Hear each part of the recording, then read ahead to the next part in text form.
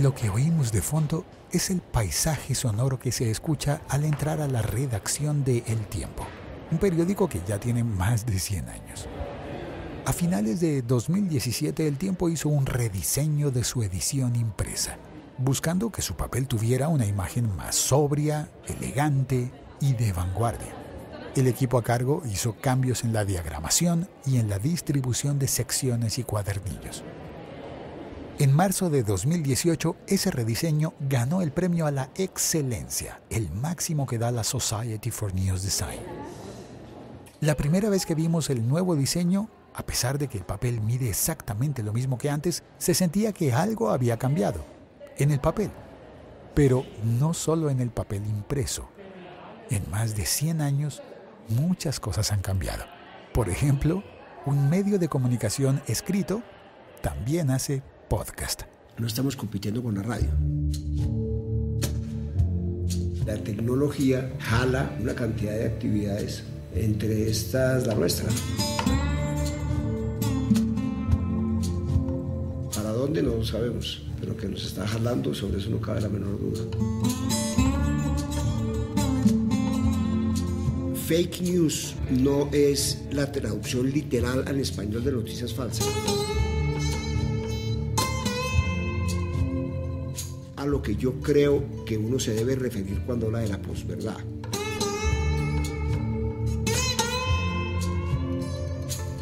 No es una noticia falsa, eso es una calumnia, un delito.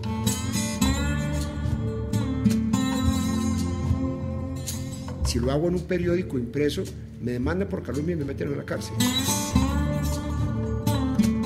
En una red social no tiene por qué ser distinto.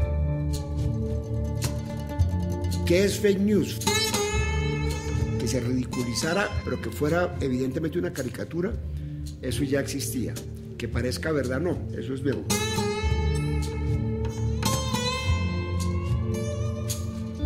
Pasaron una cantidad de cosas que creíamos que no debían pasar. La primera, que entregáramos gratis nuestro trabajo. Y el otro pecado es que nos pareció al mundo entero que Internet era un inframundo que se autogobernaba. Que hay mucha gente que le ha expedido acta de defunción a todos los periódicos impresos. Pero estamos en la revolución con las guillotinas cayendo y no tenemos ni idea qué va a pasar. La revolución por la tecnología y el cambio en el comportamiento de la gente por cuenta de la tecnología tiene un reguero de muertos en el campo de batalla que es impresionante.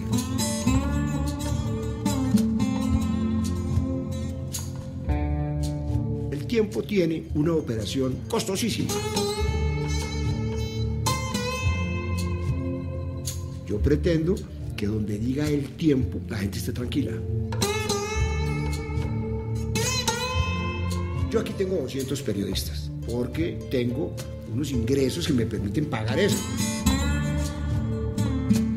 En la información digital, en sistemas digitales, lograron hacer lo de la televisión y la radio, que es vender aire. El liderazgo da mucha confianza y da mucha tranquilidad y da un espacio económico importante para tomar las decisiones. Lanzarse al terreno digital antes de que fuera evidente.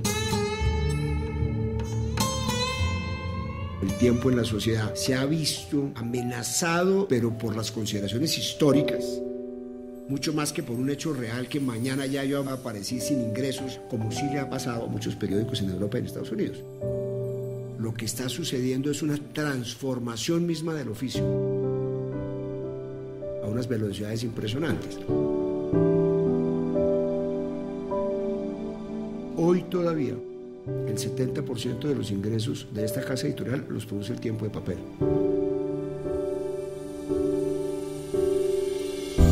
Los periódicos surgieron como instrumentos de batalla política.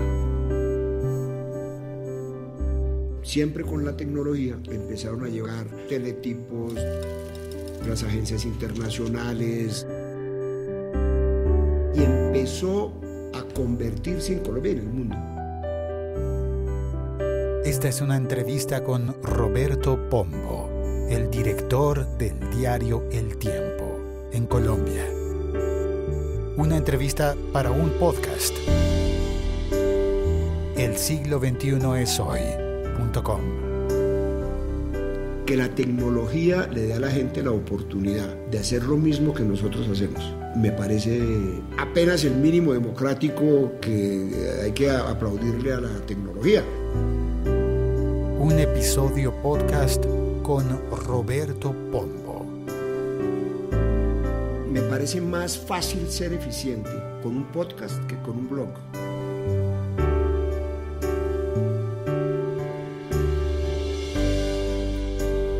En estos primeros 5 minutos del episodio hemos oído una pequeña muestra de los temas que vamos a tratar en esta conversación. Dura aproximadamente 1 hora. 1 hora en la que cada minuto vale la pena.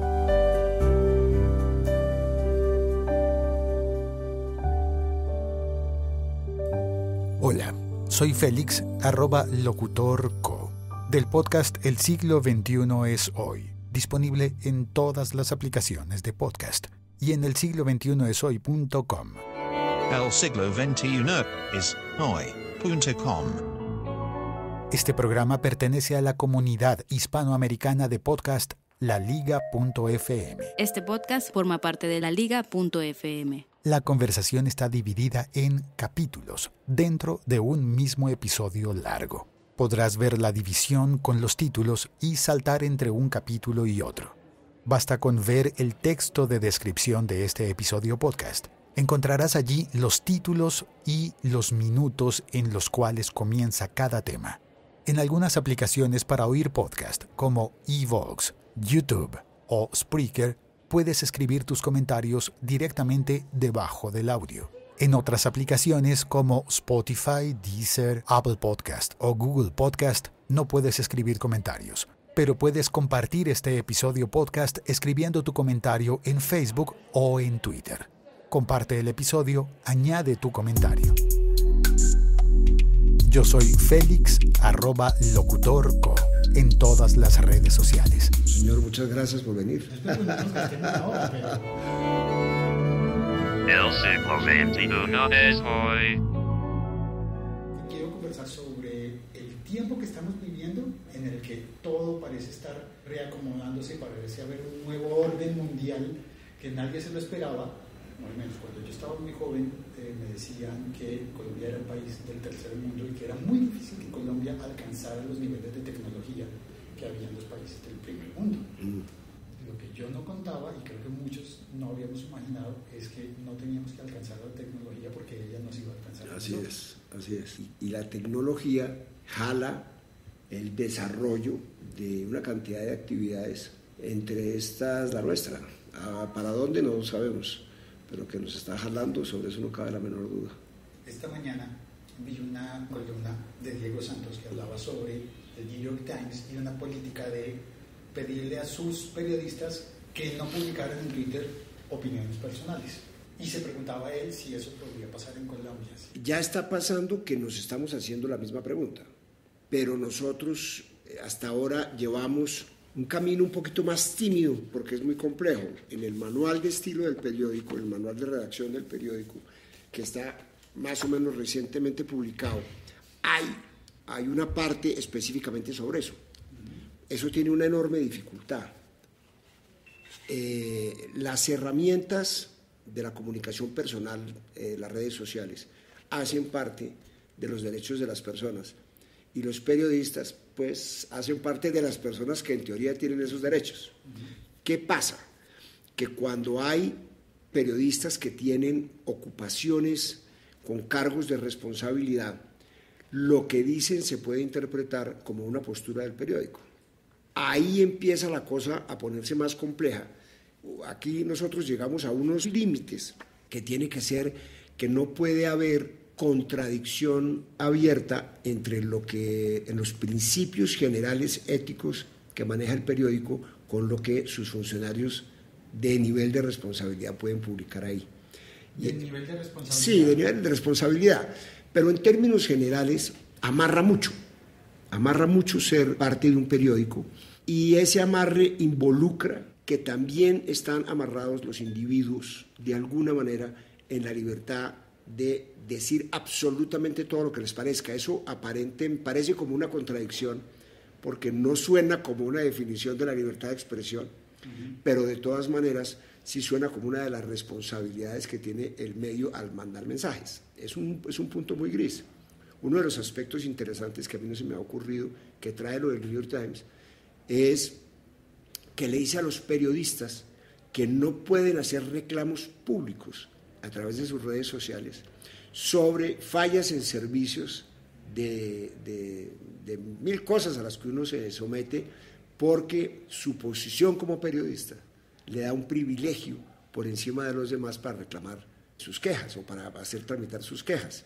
Y en este caso tiene lógica, porque dice, está utilizando el periodista una posición en la sociedad que se la da a ser periodista en medio de este determinado periódico para hacer que sus reclamos funcionen. Entonces lo que aparece como una denuncia pública para que las cosas funcionen mejor, en realidad está siendo una utilización de una posición privilegiada para mejorarse en tema personal, y lo prohíbe. A mí ni siquiera se me ha ocurrido pensar en el tema, pero es un tema muy interesante y es evidentemente una limitación del ejercicio de una libertad, pero el sustento tiene sentido. Y es curioso porque hay otro tipo de personajes de la vida pública que sí lo hacen y que se vale, y que, bueno, como que a nadie se le ocurría y hasta el momento decir, no, tú no debes decir eso porque... Exactamente, pero es muy interesante, muy interesante.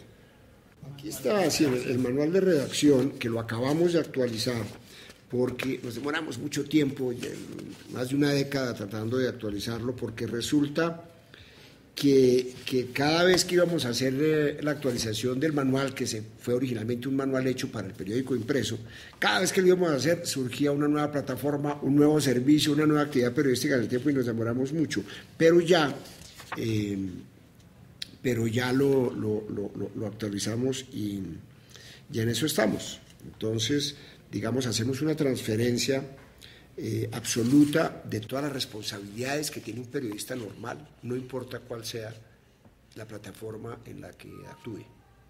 Es decir, no aceptamos que los periodistas del tiempo puedan llegar a tener distintos comportamientos éticos dependiendo de la plataforma en la que su trabajo se haga, porque consideramos que eso no tiene ningún sentido.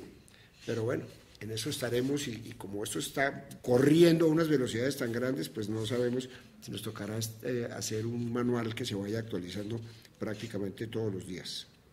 Creo que esto se conecta bien con el tema que le prometí que íbamos a hablar sobre fake news, que yo lo quiero abordar desde este punto de vista. En el podcast lo que estoy intentando tratar son siempre cosas que tienen que ver con el uso del teléfono celular, el teléfono inteligente. Y eso ha hecho que en el desarrollo de las plataformas sociales, lo que antes era de periodismo, ahora en muchas ocasiones se llama como periodismo ciudadano, el periodista soy yo, cosas de ese tipo que trasladan la responsabilidad periodística a una persona que simplemente tiene un teléfono y un criterio, esperamos. Eso ha permitido cambiar toda la forma en la que llega la información, abriendo la puerta para las fake news, pero también abriendo la puerta para otras cosas que posiblemente sean buenas y posiblemente le convengan al oficio del periodismo. Yo creo que hay una generalización con la que yo no estoy de acuerdo, porque fake news no es la traducción literal al español de noticias falsas, sino es la suplantación de crear falsas verdades, que yo en principio lo veo mucho más amarrado a comportamientos políticos que a actitudes ciudadanas, porque los políticos o algunos políticos han encontrado el instrumento impresionantemente eficaz de los teléfonos celulares en este caso, y después será cualquier otra cosa, pero los teléfonos celulares, para mandar por la red como un virus una información falsa, a sabiendas de que es falsa, con el objetivo de generar resultados políticos eficientes y concretos y buscados desde el comienzo, ya sea para mejorar su postura o la postura de el posicionamiento de un determinado discurso en la comunidad, o hacer propaganda negativa a través de esos mismos mecanismos sobre contendores utilizando información falsa, ¿sí? Eso es un determinado tipo de comportamiento que es a lo que yo creo que uno se debe referir cuando habla de la posverdad, porque del otro lado está el instrumento recién inventado que democratiza el acceso de la gente a la comunicación y que no puede ser metido en el mismo paquete por cuenta de la utilización no sabia o torpe o inclusive malévola de alguna persona individual de ese instrumento. No sé si me explico. O sea, un ciudadano normal que la famosa tía de WhatsApp que divulga una noticia falsa, ¿ella no estaría haciendo fake news? Ella está haciendo fake news. Lo que quiero es separar los dos comportamientos, porque los dos comportamientos tienen curas distintas. Okay. Es decir, si yo me invento como ciudadano, me invento una noticia falsa, dependiendo de cuál sea específicamente la noticia, debe tener un determinado tratamiento. Si yo, por ejemplo, digo que usted es un ladrón, eso no es una noticia falsa, eso es una calumnia. Es decir, eso es una conducta tipificada en el Código Penal como un delito. Desde antes de que se inventaran los teléfonos. Claro, es que es el mismo comportamiento. Aquí estamos en una esquizofrenia con las redes por cuenta de que llegaron demasiado rápido y nos apareció a todos como un mercado persa y un limbo donde no existe jurisdicción de ningún tipo, que eso se irá acabando normalmente, porque una sociedad no puede sobrevivir cuando dos comportamientos iguales se valoran distinto frente a las normas. Tiene que ser el mismo. Es decir, si yo acuso a alguien de algo que no es verdad, si lo hago en un periódico impreso, me demandan por calumnia y me meten en la cárcel. Si lo hago en una red social, no tiene por qué ser distinto, tiene que ser igual. Tiene que ser lo mismo, el comportamiento igual, consecuencia igual. Entonces, ¿qué es fake news? Fake news es un chisme hecho por la señora de la esquina para fregar a una vecina que la tiene incómoda. Bueno, eso es un chisme con la utilización de una herramienta poderosa, y ya verá la justicia qué hace para corregir eso si es que es un delito. De resto, yo creo que la sociedad tiene que ir aprendiendo a utilizar responsablemente el instrumento, porque a mí siempre me da la impresión de que es como si fuéramos unos cazadores acostumbrados a disparar con flechas, y un día nos encontramos una ametralladora. Entonces, simplemente el poder letal ha aumentado, pero la actitud es la misma. Hay que enseñar que el pecado no puede estar amarrado al instrumento, sino el pecado está amarrado a la actitud. Con esto pasa lo mismo. El hecho de que una persona común y corriente se conecte a través de las redes y pueda decir mentiras, tiene que ser tratado en su dimensión real en cuanto a delito, en cuanto a comportamiento grosero, en cuanto a irregularidad cívica, y cada una de esas tiene un tratamiento distinto, ¿sí? Una es un regaño de la mamá, la otra es un extrañamiento de un círculo social, la otra es un castigo, el que sea en plata, en cárcel o lo que sea, dependiendo de la gravedad, pero me parece que si nosotros envolvemos todos los comportamientos sociales que no sean la verdad rigurosa en fake news, le estamos dando un espacio de salida demasiado fácil a los poderosos que están utilizando eso conscientemente y a sabiendas para buscar unos efectos perversos, fundamentalmente o mayoritariamente políticos. Y eso pasa pues, a nivel global, ¿no? A nivel global. Entonces, cuando uno dice, el señor Donald Trump en su campaña dijo una mentira a sabiendas de que la estaba diciendo y la difundió en redes, y hay declaraciones públicas de quienes instrumentaron esa mentira para lograr un efecto. Contra eso hay que luchar de una manera que no es educativa, es decir, o educativa a la fuerza. Punitiva. A la fuerza, claro, punitiva. punitiva, y hay mil maneras de hacerla. Uno, formar frentes en contra de eso, que es un poquito lo que está sucediendo con los medios del mundo, llevar a la justicia a que se haga cargo de eso y que no subvalore, sino al contrario, debe sobrevalorar el espacio digital, porque es mucho más poderoso, no tiene por qué ser más liviana el comportamiento de la autoridad frente a eso, cuando evidentemente la herramienta es mucho más poderosa que lo que puede ser un periódico. ¿Pero cómo lo implementaría uno? ¿Depende del usuario, por ejemplo? No hay que hacer lo mismo. Lo que pasa es que el problema es cuando utilizamos palabras iguales para definir conceptos distintos. Noticias falsas es un concepto que existe desde hace mucho tiempo y que puede suceder por un montón de razones. En mi oficio del periodismo, uno puede hacer una noticia falsa porque, por ejemplo, uno no fue lo suficientemente cuidadoso a la hora de verificar un dato y la noticia salió falsa. No eran 20 sino 30, no eran 2 sino 1, no era fulanito de tal sino no sé qué, o el nombre está alguna cosa. Una imprecisión. Una imprecisión por una falta de destreza periodística o de seriedad periodística a la hora de valorar las cosas. Otra cosa distinta puede ser, hombre, yo hice una noticia falsa porque caí en un engaño de una fuente.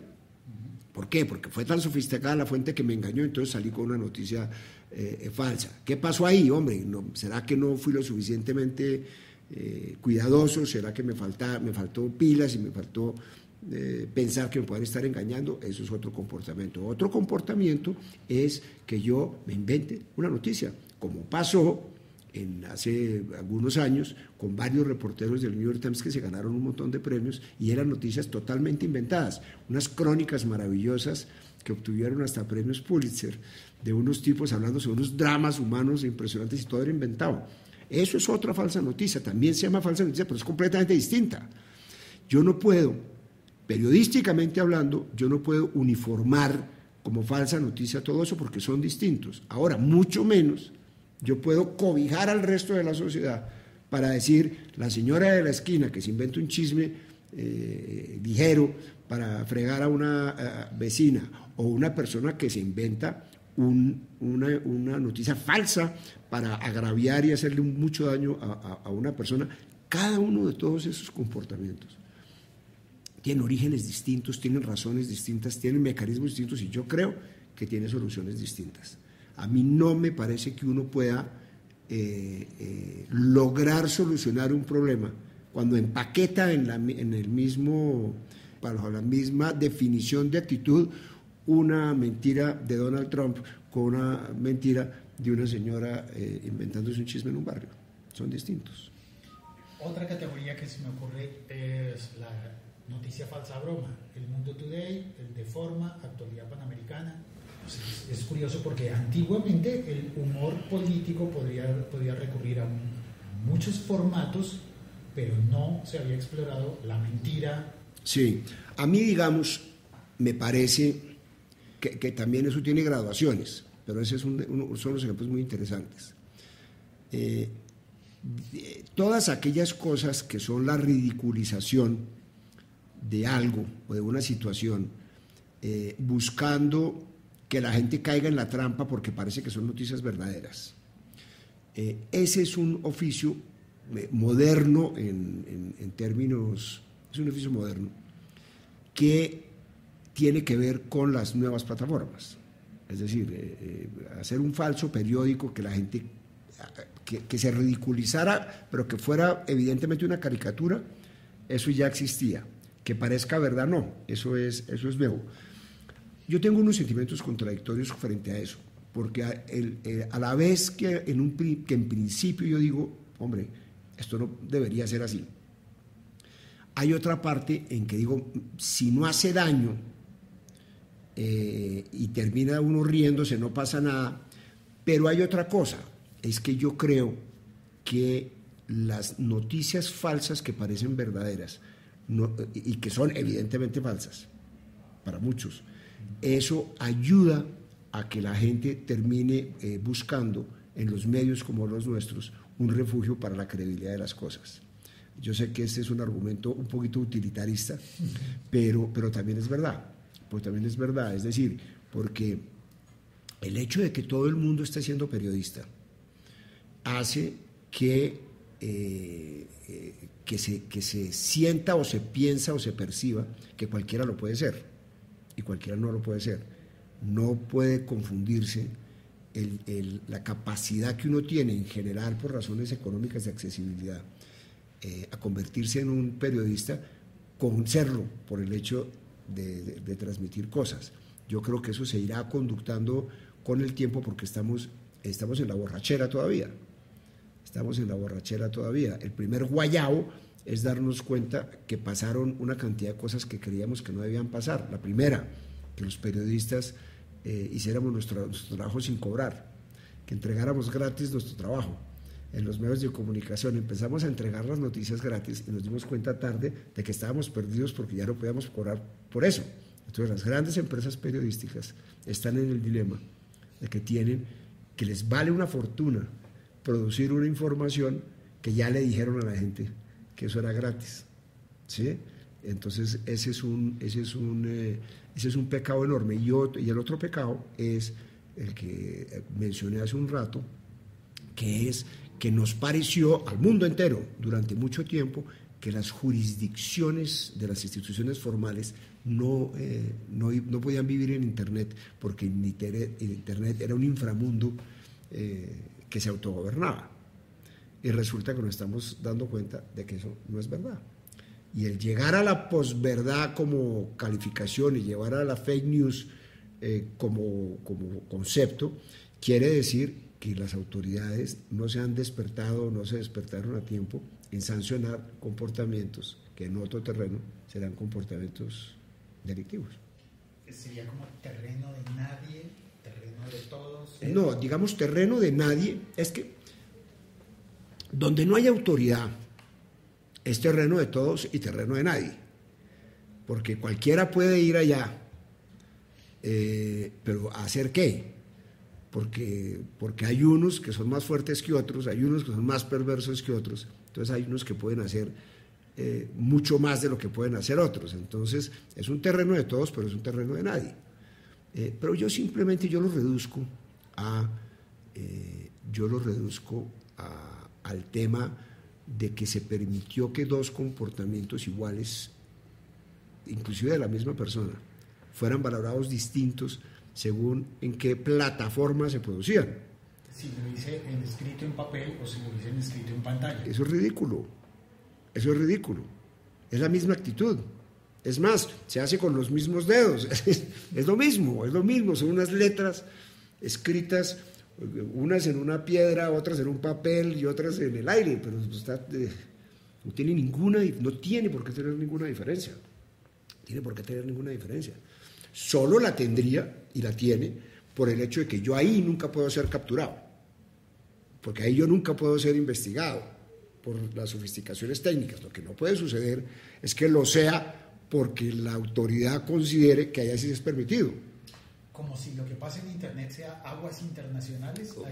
Exactamente, como si uno estuviera ni siquiera aguas internacionales, en un paraíso fiscal. Es decir, yo me escondo acá a cometer unos delitos porque aquí no puede llegar la mano de nadie, ¿sí? Solo que no tengo que ir a ningún lugar para esconderme, sino estar. Es decir, aquí en este mismo escritorio en el que yo estoy sentado y en el que estamos hablando, yo hago al mismo tiempo las dos cosas. Yo escribo unas cosas para el Tiempo impreso y escribo otras cosas para el tiempo.com. Sería absurdo que alguien considerara que tiene que tener un tratamiento distinto desde el punto de vista legal, lo que haga en una cosa o lo que haga en otra. No estoy moviendo ni siquiera físicamente el lugar, estoy haciendo lo mismo, bajo la misma marca, bajo la misma cosa. ¿Sí? Pero bueno, eso va a pasar. Lo que pasa es que nos tocó la revolución, estamos en la Revolución Francesa, con las guillotinas cayendo, y no tenemos ni idea qué va a pasar. ¿Sí? No sabemos si va a llegar el pueblo al poder en términos informativos o va a venir Napoleón a gobernarnos a todos, porque estamos en la mitad del proceso. ¿Y ya hay cabezas caídas? Pero muchísimas cantidades. Hay tantas cabezas caídas que hay mucha gente que le ha expedido acta de defunción a todos los periódicos impresos. Sí, lo cual es mentira. ¿Qué es lo que es verdad? Que han caído muchos. Esta es una revolución sangrienta, sin duda. La revolución producida por la tecnología y el cambio en el comportamiento de la gente por cuenta de la tecnología tiene un reguero de muertos en el campo de batalla que es impresionante. Desde el número de periodistas, yo no sé el número global, pero el número global de periodistas que han perdido su trabajo por el desarrollo tecnológico y por los cambios de comportamiento de los anunciantes, de los lectores, de todo el mundo, ha sido impresionante. El número de medios que se han desaparecido o han cambiado dramáticamente su comportamiento es enorme. Hay periódicos centenarios que hoy en día renunciaron al papel y están solo en internet. Hay periódicos centenarios que resolvieron que solo salen en impreso en ediciones del fin de semana. Hay periódicos que han desaparecido por completo, y hay otros periódicos que se han sostenido, se sostienen bien, y hay otros periódicos que están mejor que antes. Es decir, pero el oficio... ¿Cuáles son esos que están mejor? No, hay, por ejemplo, en Oriente, en el norte de Europa, en India, hay un montón de sitios donde hay unos casos exitosísimos de periódicos impresos que han aumentado terriblemente por cualquier razón. Estamos hablando de periódicos que salen impresos, porque también hay periódicos nuevos que nunca... Eso no importa, porque son medios que se han acomodado desde el nacimiento a una realidad mucho más fácil y mucho más manejable, ¿sí? Porque los periódicos tradicionales, como El Tiempo. Entonces, El Tiempo tiene una operación costosísima, tiene un montón de periodistas, tiene un montón de máquinas, trae un montón de papel desde Canadá que viene por el mar en unos barcos y llega acá y tal, y ese periódico hay que imprimirlo. Esa impresión hay que llevársela a la gente y suplicarle que la compre o que les permita metérsela por debajo de la puerta y después que por favor lo lea y decirles a unos anunciantes que a través de ese mecanismo les va a ir todo muy bien, cuando al mismo tiempo, desde el punto de vista de la información, uno podría hacer eso en otros vehículos. Lo que pasa es que eso no quiere decir que lo primero sea obsoleto. ¿Sí? Habrá muchos que fallecerán, habrá muchos que se acabarán, algunos, prácticamente todos, se van a transformar y mucho. Y ya veremos qué sucede, no importa en realidad lo que pase siempre y cuando la cosa pase bien. Entonces, por ejemplo, ¿yo qué pretendo? Yo pretendo que donde diga El Tiempo, la gente esté tranquila. Yo aquí a este paraguas me puedo meter porque esto es serio. Y esto es divertido, y esto está bien hecho, y yo me informo, y en fin, que esto no tiene ningún problema. Eventualmente, sin papel, o inclusive cuando se han acabado lo que hoy consideramos unas plataformas infinitas, que de pronto se van a acabar, no tengo ni idea. Yo creo que El Tiempo en papel no se va a acabar nunca. Que va a cambiar sus funciones, sí. Que va a cambiar su relación con la gente, sin duda sí. Pero no se va a acabar en el papel. Pero la marca tampoco, ¿sí? Salvo que no seamos capaces de resolver la ecuación actual, que es, en el mundo está bajando la publicidad del papel, esa publicidad del papel no se está transmitiendo automáticamente a digital. Se están manteniendo enormes estructuras periodísticas y de operación que no están siendo financiadas por esa publicidad, entonces hay que inventarse la manera de que eso sea posible. De lo contrario, que ya es una discusión muy importante en Europa, vamos a llegar a que la fortaleza de los periódicos deje de existir como unidades periodísticas y terminen subsistiendo como unidades de generación periodística mucho más frágiles y menos robustas y menos serias. Y más baratas también. Justamente por eso. Porque si yo no logro mantener eso, es decir, yo aquí tengo 200 periodistas. Estos 200 periodistas existen porque yo tengo unos ingresos que me permiten pagar eso. Y yo tengo unos equipos y unas unidades investigativas, y tengo un equipo de deportes, tengo un equipo de economía, y unas discusiones todo el día, y una cantidad de cosas, y unas capacitaciones, en fin, unos mecanismos para mantener la calidad periodística. Si yo tengo que abaratar mis costos porque no tengo más ingresos, necesariamente esa solidez periodística se va a ver disminuida. Porque 100 personas no hacen lo mismo que 200, porque esas 200 personas no están ahí por una concesión graciosa, sino porque se necesitan. Entonces ese es un problema muy complicado. Empresas que salen de cero, sin toda esta operación, sin traer papel, sin tener máquinas, sin no sé qué, montan una operación digital con un equipo interesante y bueno, puede ser igual de grande o menos grande, no importa, pero absolutamente racional en términos de sus gastos y sin la necesidad de transmitir físicamente nada, porque el digital, la información digital, los sistemas digitales lograron hacer lo de la televisión y la radio, que es vender aire.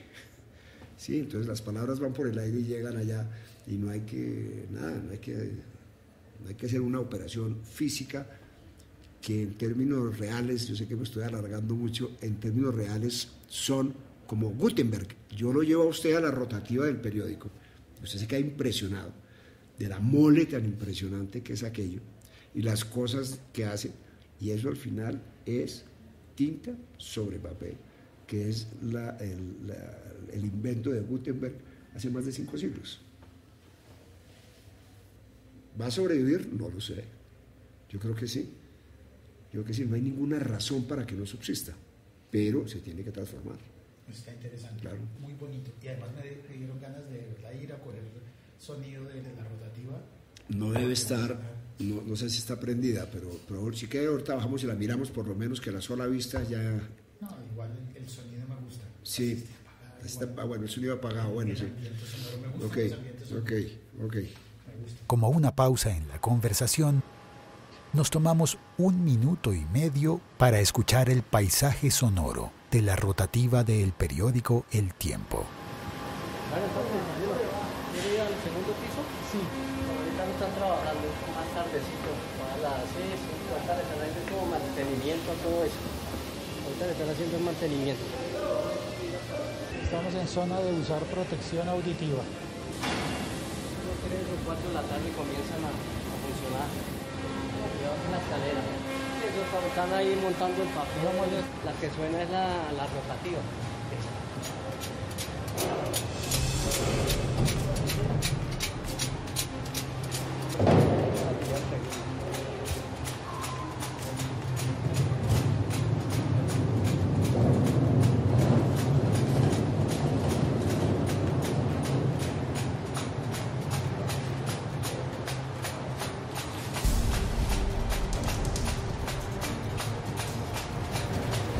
Tipo 3, 5, 6 de la tarde, esas máquinas ya están trabajando totalmente todas. ¿3? Sí, eso. Deben imprimirlo el periódico. Sí.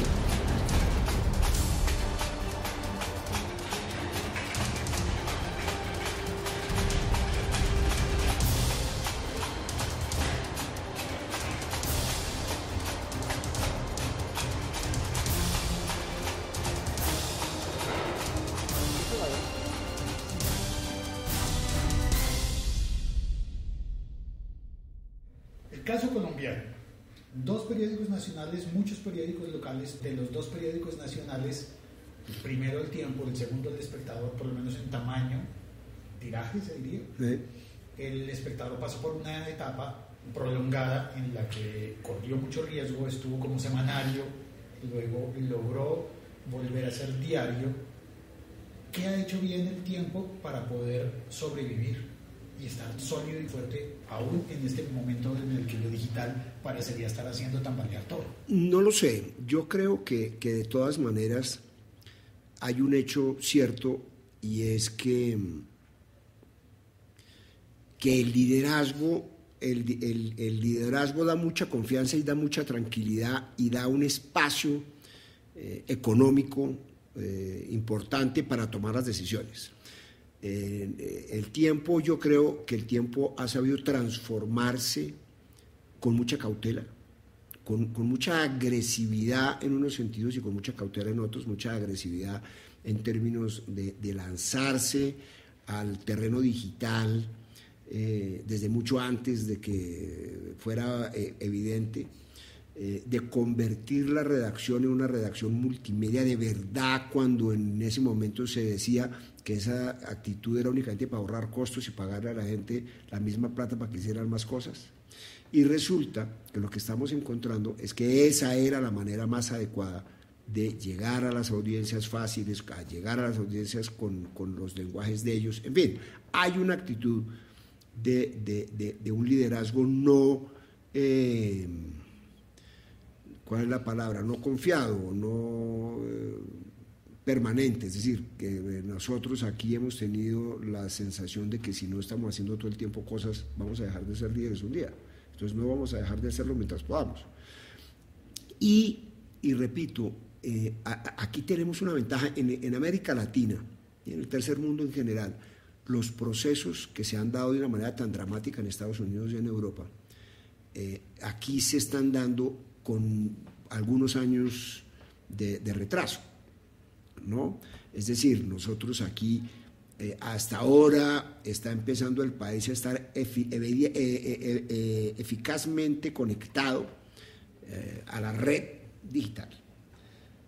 Antes no lo estaba tanto, todavía no lo está del todo, pero digamos, pasó un montón de tiempo, de manera que la permanencia y la presencia de un periódico como El Tiempo en la sociedad se ha visto amenazado, digamos, pero por las consideraciones históricas, mucho más que por un hecho real que mañana ya yo aparecí sin ingresos y tal, como sí le ha pasado a muchos periódicos en Europa y en Estados Unidos.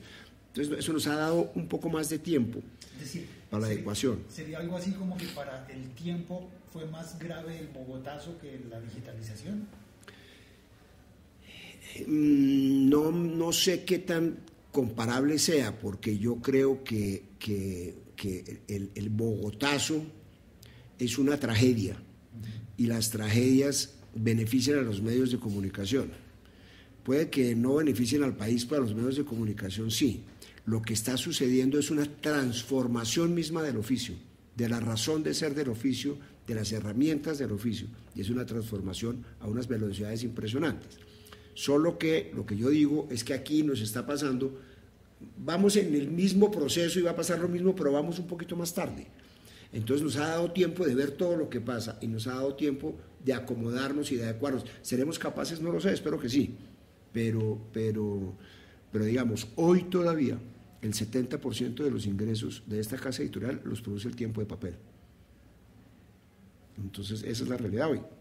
Mañana no lo será, seguramente no, seguramente nosotros vamos a tener la obligación de generar un ingreso económico muchísimo mayor en el digital, porque si las tendencias van como van, el periódico va a subsistir con unos ingresos menores a los actuales, que eventualmente no van a poder pagar toda esta operación que nosotros tenemos. Entonces tenemos que inventarnos por obligación una fórmula para ganar dinero y financiar esto. ¿Cuál es la fórmula? Vamos a ver, de pronto es una combinación de formas de lucha. Hay que hacer publicidad. La publicidad que se está haciendo está bien, pero no está inventado el mecanismo realmente. Y vamos a tener que cobrar por información, vamos a tener que cobrar por nuestro trabajo. ¿De qué manera? No lo sé, ahí lo estamos estudiando desde hace años y no tenemos la fórmula exacta, pero vamos avanzando mucho en eso, porque hay que cobrar por nuestro trabajo. Y espero que lleguemos a un punto donde se balanceen las cosas y nosotros no tengamos que modificar nuestra estructura en el sentido del número de personas por cuenta de que no tenemos plata para sostenerla. Estaba pensando en haters, en los odiadores del periódico, y me acordé de que finalmente el periódico también pasó por un momento en el que tuvo que cerrar, cambiar el nombre como estrategia para continuar. Realmente es un periódico muy sólido que ha sobrevivido en muchas cosas. Posiblemente ha tenido que estar defendiendo su oficio y su modelo de negocio desde antes del cambio digital con eso. ¿El gobierno de Rojas Pinilla fue el primer gran hater del periódico? No, fue el primer gran operador de la censura, porque odio siempre ha habido. Este es un país, como muchos otros países, pero este muy especialmente, en el que los periódicos surgieron no como necesidad de comunicación de información, sino como instrumentos de batalla política. Casi todos los medios de comunicación colombianos centenarios son los órganos de expresión de grupos políticos. De aquella época. De aquella época. Y hasta, yo diría que hasta mediados de la década de los 80, por ahí, hasta ahí, el periódico siguió siendo en muy buena medida un vocero de una colectividad política que era el Partido Liberal. ¿Hay algún momento o coyuntura que haga que el periódico, que el Tiempo, a partir de determinado momento o hecho, dejó de ser Partido Liberal? Sí, se fue desvaneciendo por varias razones. Una, por la lógica del mercado, por llamarlo de alguna manera. Aquí llegó había un momento en que el Tiempo era tan poderoso que lo que no se publicara en el Tiempo la gente no se enteraba que sucedía. Es decir, no había mecanismos alternativos de información porque era un medio de comunicación muy poderoso y la radio no tenía una gran cobertura y tenía una gran influencia, pero no era esencialmente vehículo de producción de información permanente. Después empezó, siempre con la tecnología, empezaron a llegar los teletipos, la información de las agencias internacionales, etcétera, y empezó a convertirse en Colombia y en el mundo la información en una especie de artesanía que empezó a tener unos valores unificados.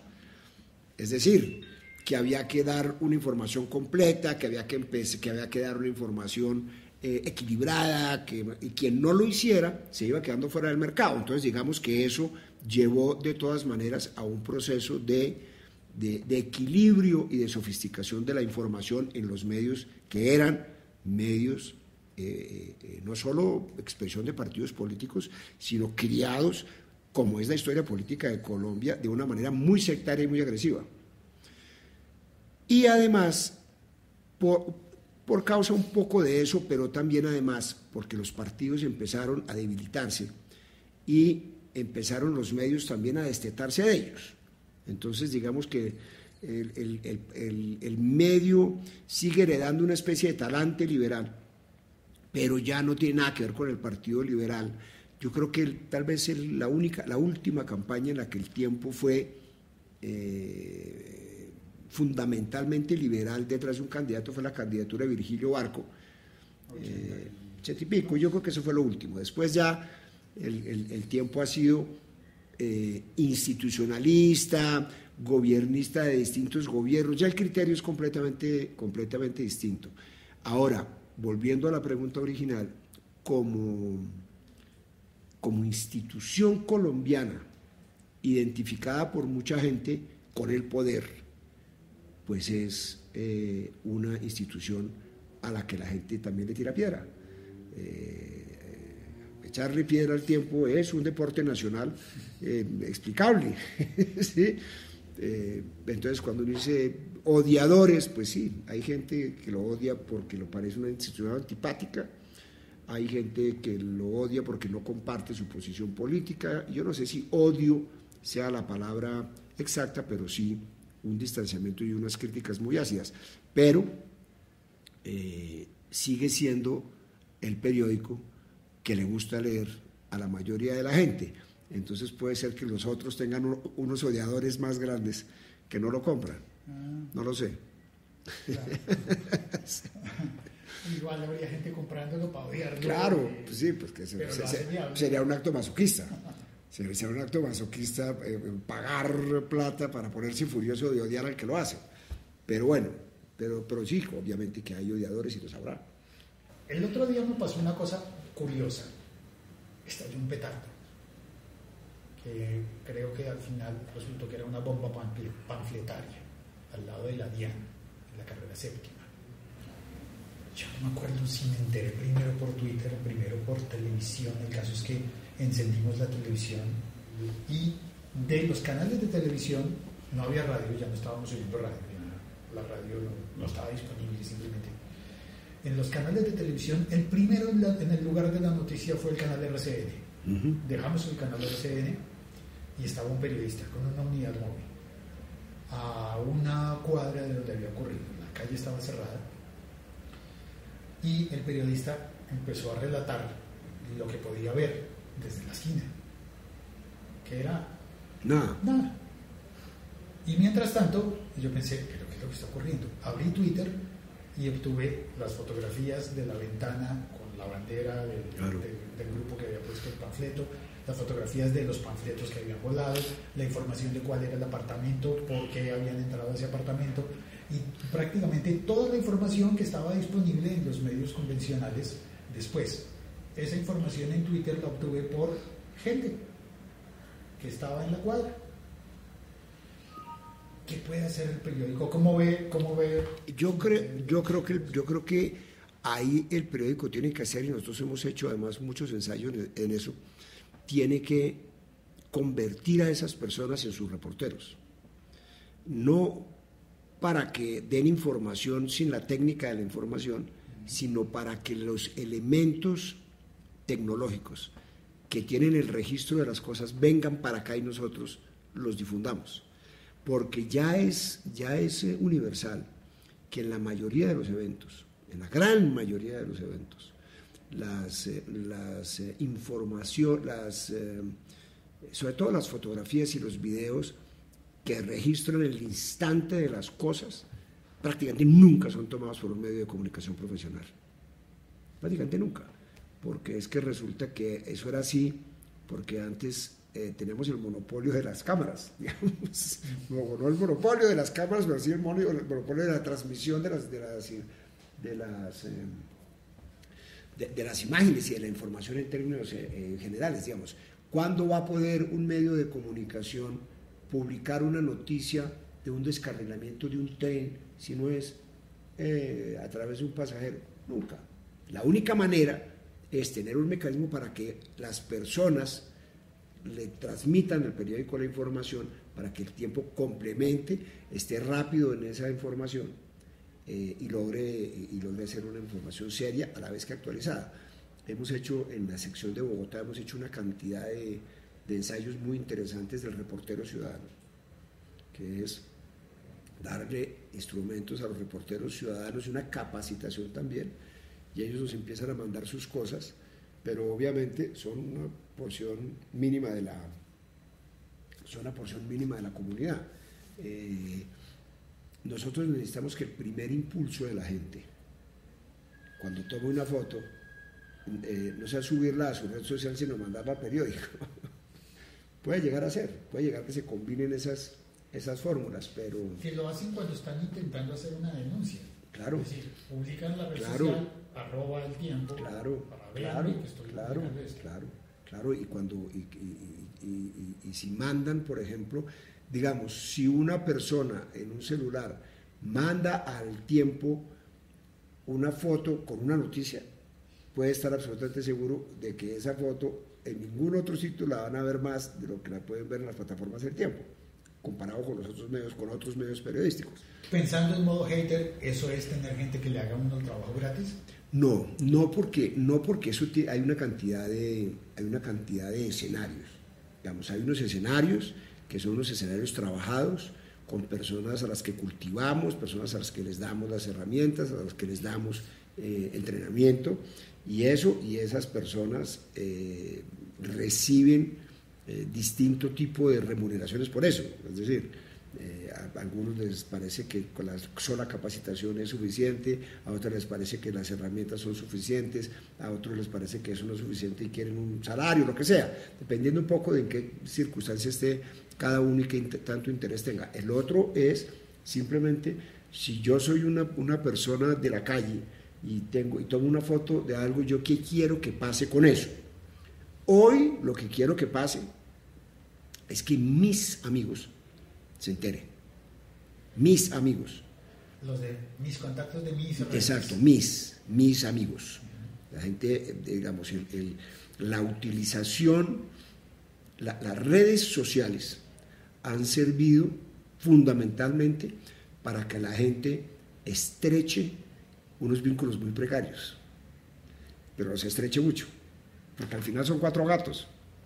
Es decir, son mis gatos. Claro, pues son mis gatos.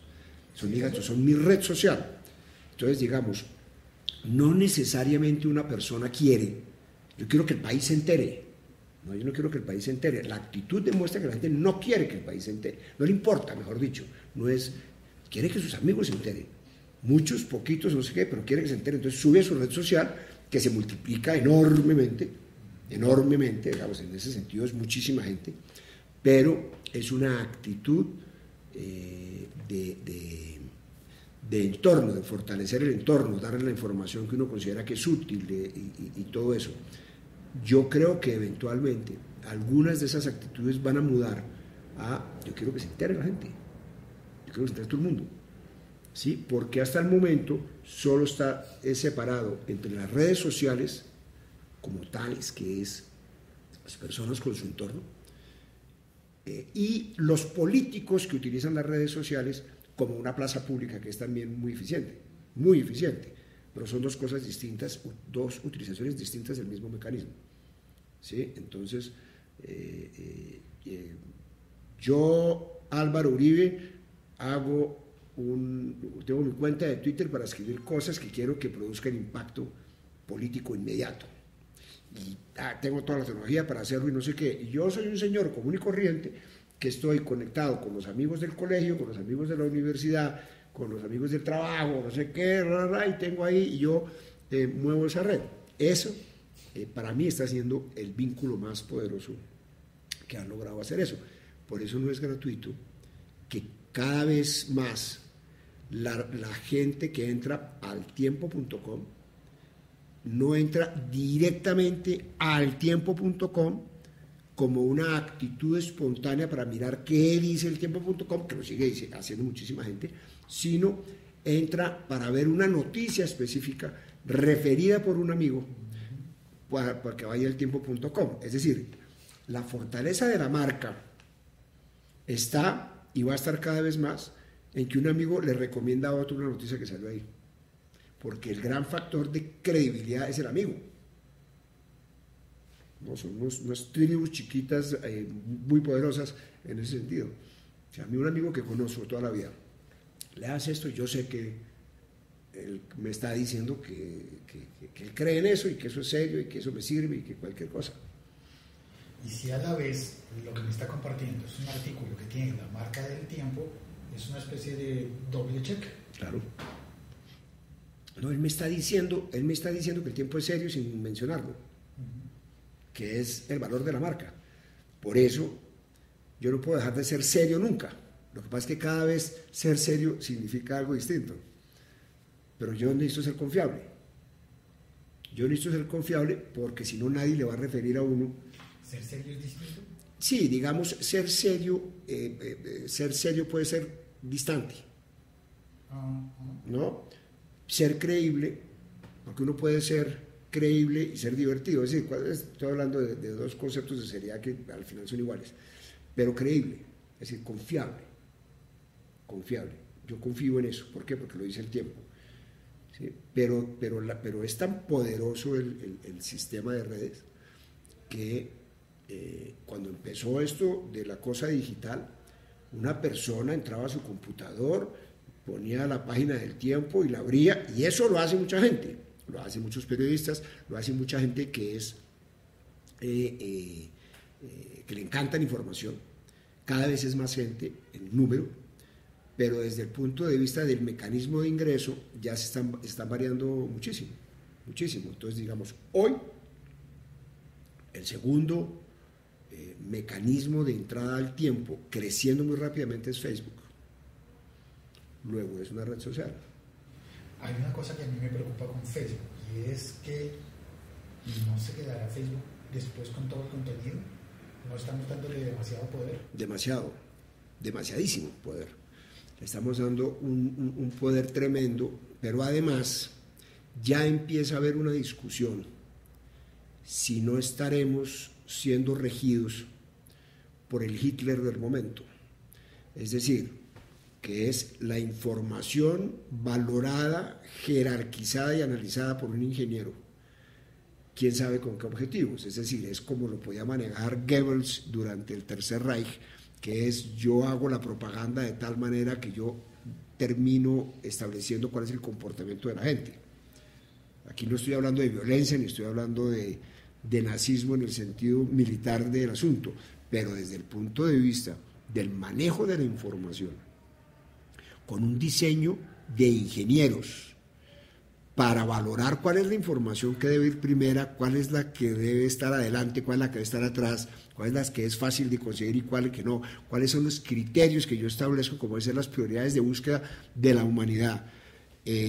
Son un poder tremendo que asusta a mucha gente sobre la posibilidad de una manipulación masiva, tanto que hay gente que ya se pregunta, pensadores europeos ya se preguntan si Facebook no será el mayor atentado que existe contra el libre albedrío, porque me están tomando las decisiones que yo debería tomar como parte estructural de mi libertad. Claro, hay un montón de sustos. Facebook y Google.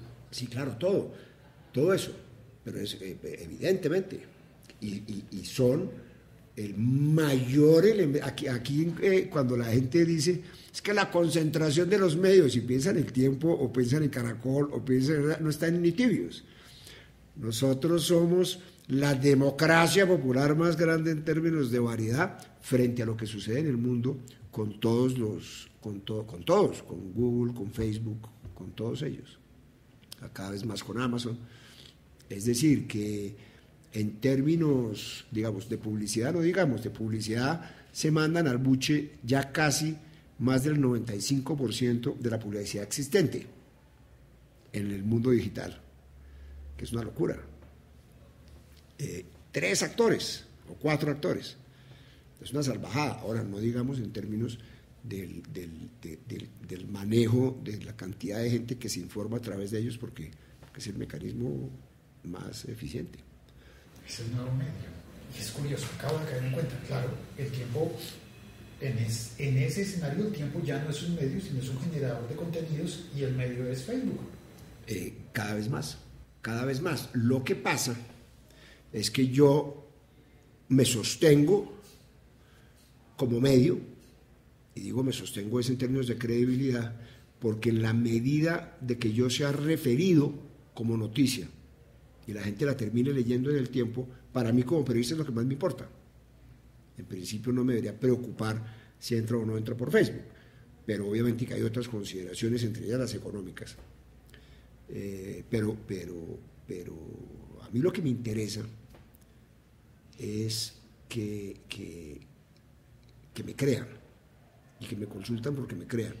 Yo después ya veré cómo hago para defenderme con eso. Última pregunta. ¿Cuál es la diferencia entre un periódico y un blog? Parece tonto, pero... No, yo no tengo en la cabeza una definición, pero digamos, yo creo que la diferencia está en que un blog suele ser una columna permanente de una persona que está opinando sobre un determinado tema, ¿no? Me parece que los blogs están mucho más referidos a la individualidad de quienes lo hacen que a una competencia como medios, aunque cada vez más hay más información en los blogs. Al final, yo creo que es un intento por reemplazarnos. Todo eso es un intento por reemplazarnos. Y me parece válido y me parece justo y me parece democrático. Es decir, que la tecnología le dé a la gente la oportunidad de hacer lo mismo que nosotros hacemos. Me parece que es apenas el mínimo democrático que hay que aplaudirle a la tecnología, porque miércoles, la razón por la cual eso no se hacía es porque no había plata. ¿Cuántos llegarán? Muy pocos, y muchos con muchísimo éxito, muchos de ellos con muchísimo éxito. Y le explico por qué hacía esa pregunta. Porque esto que estamos grabando es un podcast y yo tengo la hipótesis de que el podcast sería a la radio lo que un blog a un periódico. Me parece una buena comparación. Me parece una buena comparación. Lo que pasa es que para hacerlo, me parece más fácil ser eficiente con un podcast que con un blog, en la medida en que la radio, cada vez más, la radio informativa, cada vez más es un show de una sola persona, como dicen los gringos. Es one man show. ¿Eso qué es? Quiere decir que la razón de ser de la audiencia depende muchísimo más, o cada vez depende más, del atractivo que tenga una persona para quien lo oye, por su manera de hablar, por su manera de pensar, por su capacidad de convocar, por el humor que tiene, lo que sea. Entonces me parece que tiene más posibilidades de éxito porque finalmente es una relación punto a punto entre el que la genera y el que la recibe, que es una sola persona que oye, ¿sí? Que es la relación que hay entre una emisora y un tipo con un transistor o hoy con un teléfono celular. En cambio, el blog se tiene que diversificar demasiado para poder convertirse en competencia de un periódico. Lo lograrán, sin duda que lo lograrán. Ya lo están logrando, ya hay mucha gente que lo logra, pero me parece que ese trayecto sí es mucho más complejo que el podcast, muchísimo más. En Colombia, primero que en el resto de América Latina, 2 medios arrancan podcast. Es curioso que sean los 2 en Colombia, Semana y El Tiempo. El Tiempo, primer periódico de América Latina. ¿Por qué El Tiempo arranca un podcast? Porque no tenemos más remedio. Es decir, porque nos lo están pidiendo, porque hay que hacerlo. Es decir, hay que hacerlo. Es decir, hay una cosa, y es, en Colombia hay una cultura de radio muy poderosa, histórica, muy poderosa. No siempre noticiosa, pero muy poderosa. Que hay muchos que sostienen que se la heredamos a Cuba, a través de las radionovelas, a través del humor y de la música, por supuesto. Y fue un mecanismo, por supuesto, para distribuir discursos y eso, como todo el mundo. Pero hay un poder muy grande ahí, y es muy fácil de hacer. Puede que uno lo haga mal, pero es fácil hacerlo. Y que el tiempo, creo que estuvimos muy tarde en hacerlo, y estamos solo en una cosa incipiente que funciona muy bien porque estamos utilizando lo que tenemos y lo que sabemos hacer para buscar fórmulas para hacerlo en podcast, y funciona y yo creo que eso funciona muy bien, y nos falta diversificarnos en eso muchísimo, pero ahí no estamos compitiendo con la radio. No, estamos compitiendo con nosotros mismos, o estamos dándole a nuestra gente más variedad de puntos de acceso al periódico, pero no estamos compitiendo con radio. Nosotros aquí no estamos haciendo una emisora, podríamos hacerlo, o no estamos haciendo una emisora de radio, no estamos transmitiendo durante mucho tiempo esperando que mucha gente se quede ahí pegada viendo. No, estamos dándole pildoritas que queremos que sean atractivas de lo que sabemos manejar, que es la información, en este caso en un primer formato, que originalmente uno diría, uy, pero es un formato un poquito pesado, 15 minutos de una charla, Dios mío, larguísimo, no resulta tan larga, pero hay que hacerlo de otras formas también, gente que diga lo que piensa, gente, no sé, inclusive producir sonidos, lo que sea, pero yo no diría que es una competencia de la radio, eso que estamos haciendo nosotros.